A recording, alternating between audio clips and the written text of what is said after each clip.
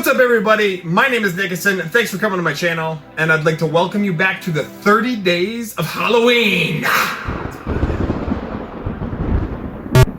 Welcome back! And we got my favorite fucking movie on deck, possibly of this whole series. All right, let's get into it. Christine! Meet me! How'd you do, Christine? This movie is outstanding. It's completely different than pretty much anything I've ever seen. Put it this way. It's Stephen King's story with John Carpenter's directing and producing. Yeah. Can't go wrong there. Yeah, masterpiece, right? It's the story about a 1958 Plymouth Fury that goes insane. Basically, it's basically a possessed car, and it also possesses its driver. And it's like a haunted vehicle. It does really crazy, weird stuff. It gets. The thing I thought was so cool about that is it acts like an angry, jealous girlfriend. Like that was, you know what I mean? Yep. We've all been there, huh? Oh yeah. Yeah. Yep. Yeah. All right. But yeah, that movie is one of my favorites because it's so unique. Yep. And the fact that they gave it wasn't just this car that killed people. It was like connected to the driver, right? Like it got jealous of the girlfriend. It would act moody and wouldn't start when certain things were happening. It gave it another level of creepy because it wasn't just like this haunted thing that like it just coming to kill everybody. It's like no, it'll kill anyone for you, right? Like it's like it's a like psycho girlfriend. So to me, from my experience in life, that scared the shit out of me. Yeah. We've all had a few of those. But yeah. We have. So this is a movie I've been telling Mumbo for about at least 2 years. Yeah, forever. About 2 years. I'm like, we're gonna watch it. And I was like, perfect. The 30 Days of Halloween is the perfect way to introduce it. How did you like it, dude? So I gotta say, I really enjoyed it. So I had seen like shows like American Dad reference to it. So when you mentioned it, I was like, I'm really hoping that they had this scene they did in American Dad, like being able to see the material that came from the idea, and that was really cool. Just seeing the car. Like one of the parts I thought was wild was like the kid sitting there, and the car just got wrecked by these like punk bitches. Yeah, shithead guys that he was going to school with. So he's like, "Don't worry, baby." He's like, "We're gonna work together. We're gonna fix this thing." Show me.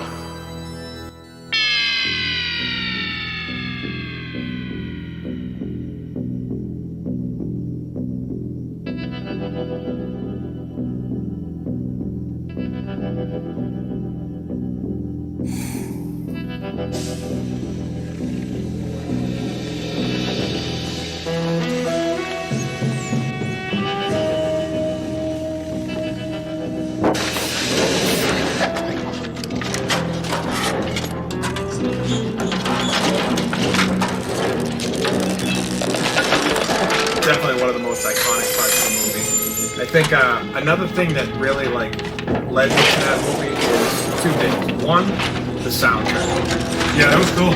Like John Carpenter really knows how to do the Halloween music for Christine. If you haven't seen this movie, this is on the top out of the 30 days. This is top 3, top 4. So you gotta watch this one.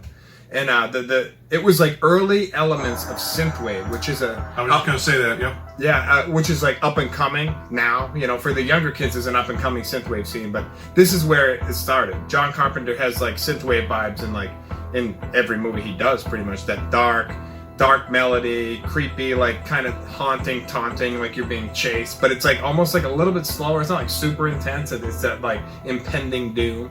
Yeah. And the other thing that dragged me to this for my favorite movie is I just love the character development of the main character who gets linked to the car. Yeah.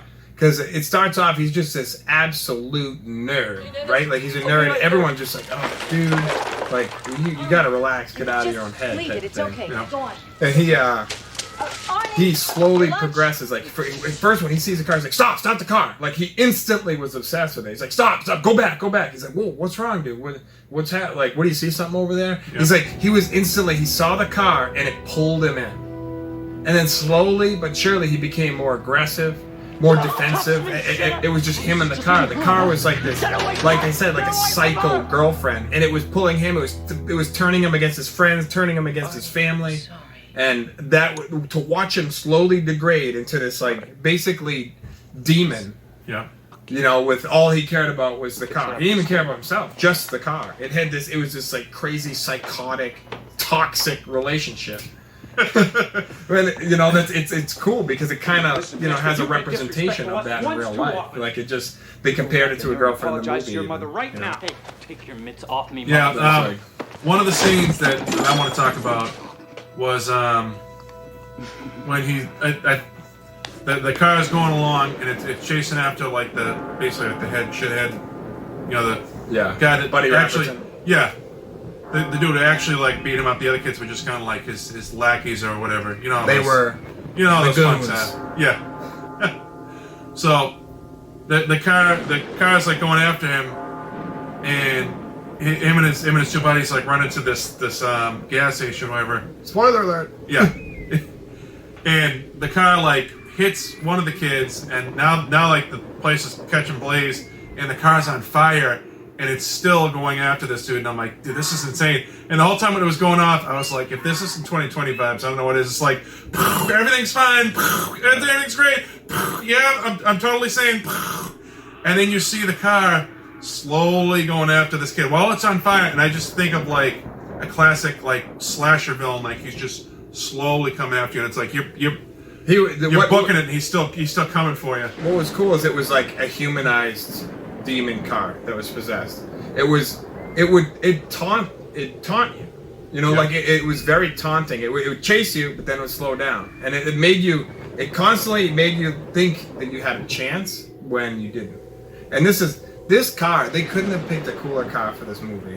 The Plymouth Fury is a beast, and it's got like a subtle yet aggressive look, especially for the year it came out. It was like, dude, that car was badass. They didn't use a typical car. But what was cool to detail was, if you're a car guy like myself and you watch a movie, they also include the old school Dodge Charger.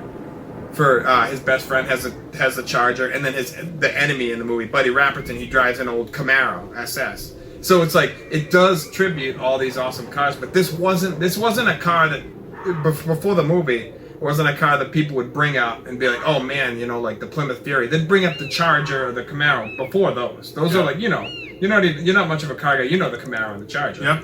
And I thought that was cool because they gave they still included the cool muscle cars, but this was like older. And it wasn't like a mainstream name, so I thought that was cool. And the car is named the Fury, so it made it's just like little details like that. And the fact that like was really cool was I don't know if you noticed, but when every time it would kill, it would turn. Obviously, you saw it turn on the music, but everything that was said in that song was directly relating to what was going on. I love that. Yes, yeah. I did catch that. Keep an eye but you can't come in. And when he's trying to get in the side door, and I won't give away too many, scenes, but this movie is just so well made. There's very few movies I can watch with, like we watch with a few friends, and there's very few movies you can watch with friends where they don't shut the fuck up. You know what I mean? And everybody was like silent, like they're just engaged. It was that consuming. It was like the movie was doing to you what Christine was doing to its driver. You know, like it was like sucking you in, and it was now.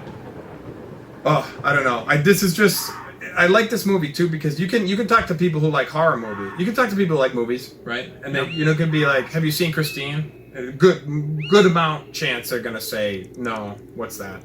A couple people have. But if you even if you ask the horror scene, there's a good amount of people who've seen it, but there's still a huge chunk that have not seen it. It's not a household name like Halloween. Yeah. But ask anybody, even before you watch this movie, ask anybody who's seen it. I guarantee they'll be like, oh man, yeah, I love that movie. Because it's its own movie. It wasn't copying anything. Stephen King and John Carpenter! Are you kidding me? Come on! Can't get much fucking better than that, right? Maximum height. Maximum hype. Oh man.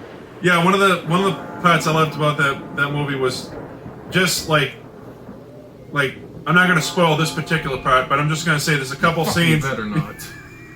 There's a couple scenes in the movie where the car is just like it's going after its victim, and it's just you could see the car like getting broken up, like it's in a tight spot, or like it's hitting something, and it just like any committed killer, it's just like it doesn't care. It's like I'm coming at you, even if I have one little piece of scrap metal left. Yeah, it's similar to like if Michael Myers was getting shot, he's still coming. Yeah, you know, like it was the villain.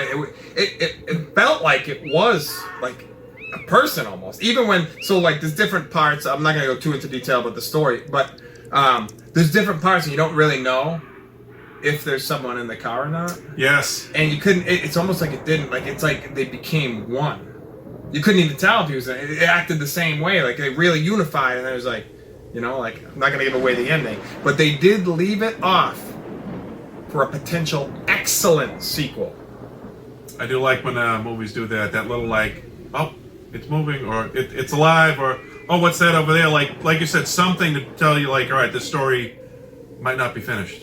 Yeah. You know? And it's definitely not finished. I don't know that, realistically, I don't know that they would, I think, you know, the seasons of movies now seem to be rebooting stuff. If they rebooted it, I can't imagine it would be as good. I mean, there's no way. It's just not possible. But if they did a sequel, which they don't do really anymore, they really just do reboots or prequels. They do bad sequels. Yeah. Mostly. But I feel like all horror movies, everyone I've seen, it's like it's just some fucking remake. Yeah. But if they did a sequel and they had John Carpenter come back at it, just like they're doing with The Thing, by the way. Nice. Yeah, he's doing. I heard a reboot of The Thing, and I was like, and then it was like John Carpenter. There we go. Yeah, that's some meme action there. But yeah, I heard John Carpenter was doing it. I was like, okay, cool. Like, I still don't think it's gonna be as good as the original Thing. Another amazing John Carpenter movie, top 3: Halloween, Thing, and this movie, Christine. And yeah, he just knows what the hell he's doing. Yep. With the movies. Yeah, I had to do Christine. I'm so glad you finally watched it, bro. Yeah, Boom. Thanks for showing it to me. Yeah. Anytime, dude. This is like an absolute like early October movie. Yep. You know, like it's not Halloween. It's not taking place. It's September. It takes place during the end of September, so it's got that vibe. But yeah, overall, it's an excellent movie to watch in the Halloween season. I'm fucking pumped you loved it, dude. Seriously. You like it for the Halloween season?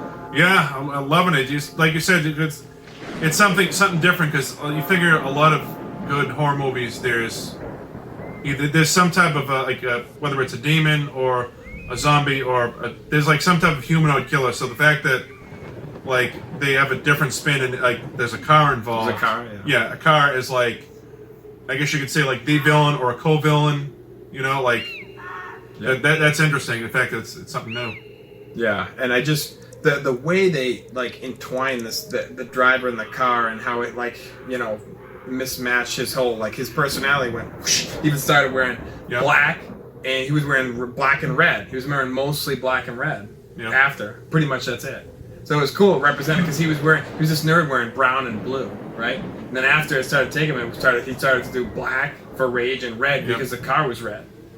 And little details. Most importantly for my fellow losers that are, you know, hoping, he did manage to get the hottest chick in school. So there's hope for us. He did. But once he had the cool car. Yeah. So don't forget that. Write that down, boys. Cool car. Don't forget chicks. that. Don't forget that detail. Big detail. He also became a huge dick. You know, you can take that as you will. I'll end it on that note.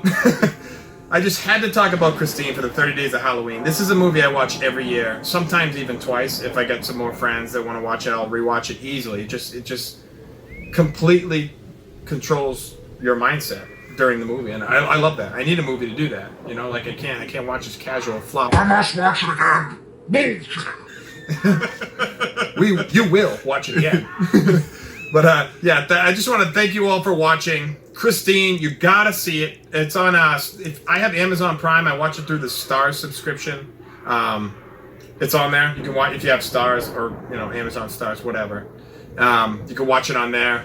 Otherwise, it's like $3 or $4 to rent, and it's worth every fucking dime. All right, do it. Just do it. Don't do anything besides like and comment.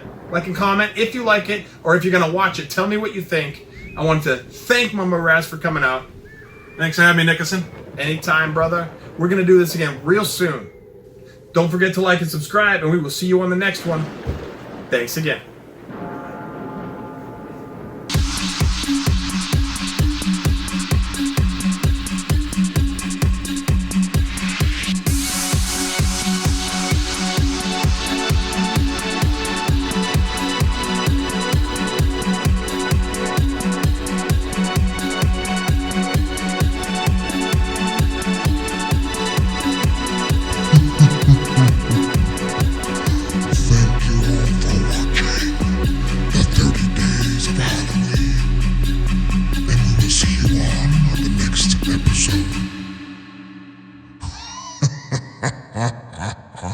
Ha ha ha ha ha ha ha.